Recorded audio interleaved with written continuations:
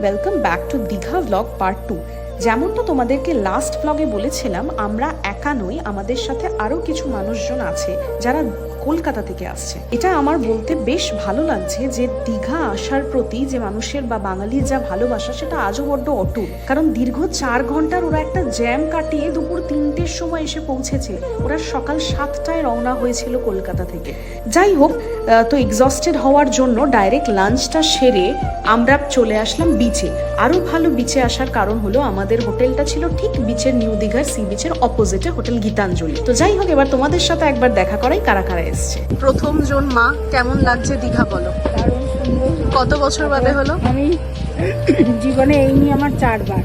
আচ্ছা, first time ওর বাবার সাথে এসেছিলাম, ফার্স্ট টাইম আমার তিস্তাতলা আমরা আইপুর বেলা এসেছিলাম, সেকেন্ড টাইম বাবার সাথে, থার্ড টাইমও জয়বাবুদের সাথে, ফোর্থ টাইম এবার বিয়ে, জামাইয়ের মা, বাবা।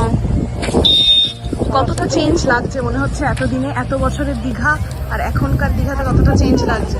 সত্যি বাবা, একদমই অন্যরকম। চিনতে পারছো দীঘাকে? একদমই চিনতে পারছি না, বুঝতে পারছি না। খুব ভালো। আর যেই হোটেলে আমরা, হোটেল গীতাঞ্জলিতে রয়েছি, তোমরা সবাই এসে একবার ভিজিট করে যেও। মানে দুর্ধর্ষ হোটেলটা, খাওয়া দাওয়া, রান্না বান্না সব খুব সুন্দর, আর ব্যবহারও ভালো, সব মিলিয়ে ভালো। যাক ভালো। আমাদের সেকেন্ড দুজন গেস্ট হচ্ছে এই যে আমার শাশুড়ি মা একজন, আর হচ্ছে আরেকজন মুখ লুকোচ্ছে আমার ননদিনী। একটু দেখিয়ে দাও মুখটা। ননদিনী একটু খুব একটা ইন্টারেস্টেড নয়। আমরা এখন বেরিয়েছি মার্কেট প্লেস ভিজিট করতে। কিনেছো কিছু তোমরা এখনো অবধি? ভালো লাগছে। আমরা খুব একটা ওয়েট করিনি, মোটামুটি আমরা খাওয়া দাওয়া শেষ করেছি 5:30টার দিকে, তারপরই বেরিয়ে গেছি বাজারঘাট একবার দর্শন করতে। যদিও এখন বন্ধ আছে, তাও আশপাশটা একটু ঘুরে দেখা আর কি। বিচের ধারে আছি, যদি একটু বিচটাই না উপভোগ করি তাহলে আর কি দেখলাম। প্ল্যান আছে মোটামুটি 6:30 পৌনে 7টার দিকে একটু মন্দিরটাতেও যাওয়ার। দেখা যাক কতটা হয়, দেখাবোই, সবটাই শেয়ার করবো তোমাদের সাথে, দেখতে থাকো। মা এখানে এটাই বলছে যে আমাদের সন্ধেবেলা প্ল্যান আছে জগন্নাথ দেবের মন্দিরে যাওয়ার, তার সাথে ওল্ড সি বিচটায় যাওয়ার। আসলে জগন্নাথ দেবের মন্দিরে এখন পুজো দিতে যায় না, জাস্ট দর্শনটা করা যায়। আসলে সবাই 6-7 ঘন্টার একটা জার্নি করে এতটা এক্সস্টেড না আর কেউ পারছে না যেতে। কল্যাণী হালি শহর থেকে আসা পাক্কা 6 ঘন্টা লেগেছে। অনেক সময় লেগেছে, এক্সস্টেড হয়ে গেছে তাই জন্য। একদম মানে মনে হচ্ছে না যে আর কিছুই করি, ঘোরাঘুরি করি। যাই হোক, ঠাকুর দর্শনে এসছি, দেখতেই তো হবে। দেখি সব কিছু দেখে থেকে মন্দির ঘুরে ঘুরে তোমাদের সাথে সেটা শেয়ার করবো। তোমরা সেটা ভালো করে দেখো। তোমাদেরও যদি কোনো হেল্প হয় সেখান থেকে, তোমরা বা কেমন লাগলো জানিও ডেফিনেটলি।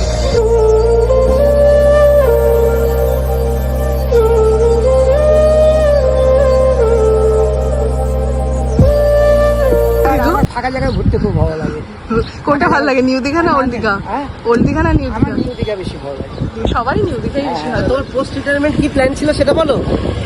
পোস্ট রিটায়ারমেন্ট কি করে বলছিলে? আমার তো একবার সুইজারল্যান্ডে ঘোরার ইচ্ছা আছে। না সেটা না, আপনি সমুদ্রের ধারে এসে যেটা করে বলছিল না, মা বলেছিল পোস্ট রিটায়ারমেন্ট আমি একা চুপচাপ সমুদ্রের ধারে এসে বসবো, একটা মুড়ি প্যাকেট নিয়ে মুড়ি খাবো আর বাদাম খাবো।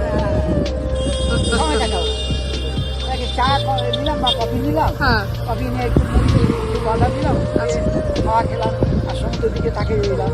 আচ্ছা, তা যাক, এখনো অব্দি এক্সপিরিয়েন্স দীঘাতে এসে তোমার ভালো লেগেছে? ভালো লাগছে। কত বছর ভালো, এটা ভালো। কত বছর বাদে দীঘাতে? কত বছর বাদে দীঘাতে আসলে আবার? দীঘাতে 4-5 বছর, 4-5 বছর পরে। এই নিয়ে 7-8 বার হলো। বাবা কি কম, 7-8 বার। যাক চলে, এই আমরা হোটেল চলে এসেছি। এবার আমাদের জগন্নাথ চলে এসেছি আমরা নেক্সট ডে। লাস্ট ব্লগে যেমনটা তোমাদেরকে আমি দেখিয়েছিলাম যে দীঘার মন্দিরে ঢোকার আগে মিনিমাম 3 থেকে 4 ঘন্টার একটা লাইন দিতে হয়। 8টার সময় মন্দিরের গেট বন্ধ হয়, আর আমরা 7:30টার সময় গেছিলাম, তাই কোনো মতেই আমাদের পক্ষে সম্ভব ছিল না মন্দিরের ভিতরে প্রবেশ করার। তাই সেই দিন আর রিস্ক না নিয়ে পরের দিন চলে আসলাম ডাইরেক্ট মোহনা দেখতে সকাল সকাল।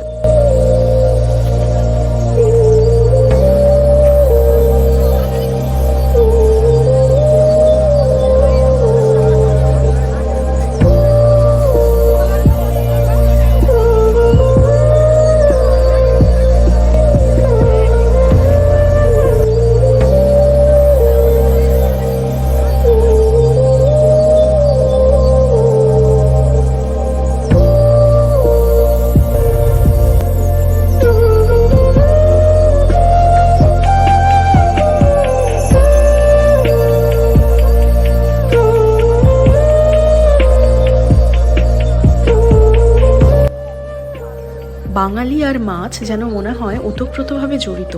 দেখতে এসেছিলাম মোহনা, তারপর বেরিয়ে এসে একবার চট করে বাজারটায় ঘুরতে আসলাম।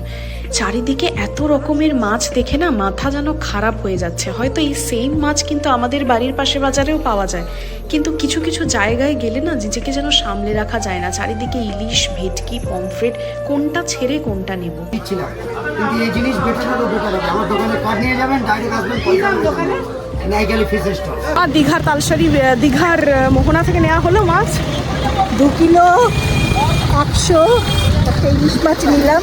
এটা বেশ ভালো ইলিশ।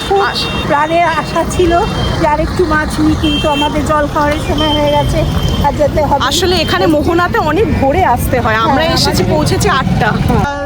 2 কেজি 200 মাছ নিয়েছি, তাই তো? ও, কি বলে, কিরকম ছিল মোটামুটি স্টক কিরকম মনে হচ্ছে? স্টক এখানে সেরকম বলতে খুব ভালো নেই, যেহেতু এখনো বর্ষা পড়েনি, তাই এখানে সব পুরনো মাছই। এটা জেনে নিতে হয় প্রথমে, বর্ষা পড়লে ফ্রেশ মাছ আছে।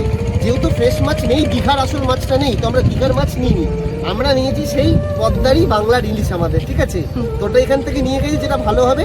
তো দেখি আজকে আমরা ওটা খাই, কাল যদি ভালো লাগে কালকে তাহলে এখানে দীঘার মাছটা নিয়ে যাব। হয়তো পাবো না ভালো, বাড়ি ছোট একটা যেটা আমার বাড়ি গিয়ে খাওয়ার জন্য স্টক প্রচুর আছে, বাট হয়তো স্টক আছে, কিন্তু ফ্রেশ কোনোটাই নয়। Fresh মানে নয়। এই বাজারের এই বর্ষার ইলিশ এখন এখানে আসেনি। হ্যাঁ এটা সেটা আসবে আরো বললো 1 মাস বাদে। হ্যাঁ, আসলে বর্ষা নামেনি না সেভাবে। দুপুরবেলা হলো জমিয়ে ইলিশ আর ভাত খাওয়া। এরপর সবাই মিলে বসে ডাইনিং টেবিলে, হাত কিন্তু এঁঠো, সেই ডাইনিং টেবিলে বসে জমিয়ে আড্ডা চলছে। কি না কীরকম ঘোরা বেড়ানো হলো মোহনার, কীরকম ইলিশ দেখলো। আসলে আমার এই জিনিসটাই বেশি ভালো লাগে, রাদার কোথাও দৌড়ে দৌড়ে ঘুরতে যাওয়া, প্রত্যেকটা স্পট কভার করার থেকেও বেশ খুব ফ্রিলি রিল্যাক্সভাবে ঘোরা আর সবাই মিলে ছুটখাটি আড্ডাটা মারা। এখন বাজে 5:45। তো ইলিশ টিলিশ তো বেশ আনা হলো, রান্না হলো, জমিয়ে খাওয়া দাওয়া হয়ে গেছে। খেতে খেতে আমাদের 4:30 বেজে গেছিলো। তা আমাদের আজকের প্ল্যান ছিল তালসারি, উদয়পুর বিচ এগুলোকে কভার করার।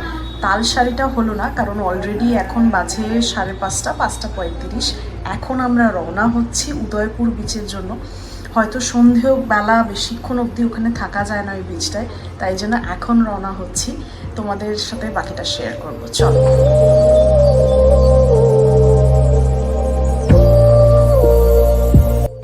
অবশেষে এসে পৌঁছলাম আমরা উদয়পুর বিচে। পৌঁছতে আমাদের সন্ধে 5:30 হয়েছে। সূর্যাস্তের ঠিক আগে এসেই পৌঁছেছি, যাতে ওখান থেকে সূর্যাস্তটা উপভোগ করতে পারি। চলো তোমাদেরকেও একবার ঘুরে দেখাই বিচটা।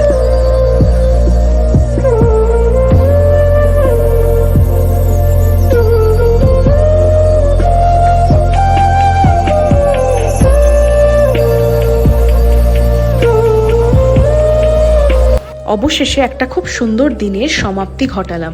সকালে মোহনাতে যাওয়া, মাছ কেনা, নিজেদের মন মতো করে রান্না করানো, আর তারই সাথে রাত্রিবেলার এই উদয়পুর সি বিচে সানসেট দেখা, একটা খুব সুন্দর একটা দিন কাটালাম। তোমাদেরও যদি এই ব্লগটা ভালো লেগে থাকে, please do like, share and subscribe to my channel. দেখা হচ্ছে তোমাদের সাথে নেক্সট ব্লগে। টাটা।